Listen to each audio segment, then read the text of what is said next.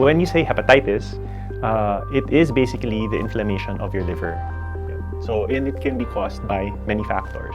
The most common here in the Philippines would be viral hepatitis from infections of hepatitis A, B, or C.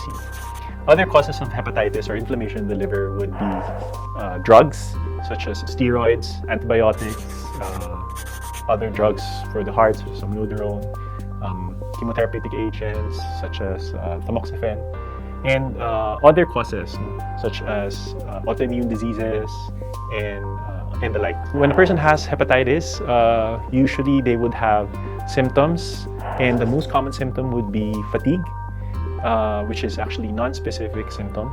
Other symptoms of hepatitis would be jaundice or yellowing of the eyes and skin. Sometimes when the hepatitis is severe, then the patient develops acute liver failure. They may also develop other symptoms such as ascites, which is accumulation of fluid in the abdomen. So for the different types of viral hepatitis, you have hepatitis A, hepatitis B, hepatitis C, and hepatitis D, and even hepatitis E. So the most common would be hepatitis A, B, and C. Hepatitis A and hepatitis E are usually from contaminated food and water. So this has a transmission of fecal-oral route. So usually this would be related to hygiene practices. While hepatitis B and hepatitis C are viruses that are related to transmission via blood as well as body fluids. So hepatitis A is usually transmitted via food that is contaminated with the virus. So this is usually related to hygiene practices. So most common would be eating of street foods, those that are prepared, food that is prepared by those who actually have the virus or infected with hepatitis A can actually transmit hepatitis A via these means. So hepatitis B, which is the most common type of chronic viral hepatitis infection in the country, is estimated at around 16.7%. So that means 1 out of 7 Filipinos is estimated to have hepatitis B. Since the most common mode of transmission of hepatitis B in the country is from mother to child, mothers who unknowingly have hepatitis B can pass them on to the next generation, and so on and so forth. That's why it is important to do screening and to know your status to find out if you have hepatitis B or not, so that the virus will not be passed on to the next generations. The difference between hepatitis A and hepatitis B is that hepatitis A is usually an acute infection. It's self-limiting and it resolves. On the other hand, hepatitis B can become a chronic infection, and usually infants who are infected with the virus at birth are likely to develop a chronic infection. There's a 90% chance of developing a chronic infection simply because infants or babies have a weaker immune system or have an immature immune system. That is why the virus can become a chronic infection, which therefore they carry on into adulthood. Other ways of transmission of hepatitis B is through blood.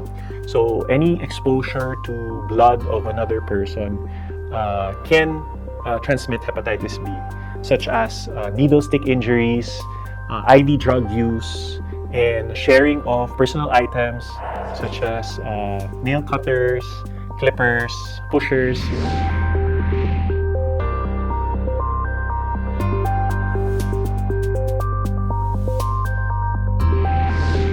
A person will only develop symptoms if there are acute flares or rises in the liver enzymes, as well as the rise in viral levels.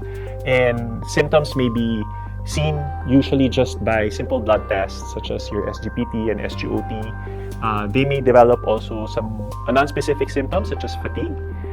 They may also have symptoms such as jaundice, yellowing of the skin. Usually, hepatitis B is asymptomatic.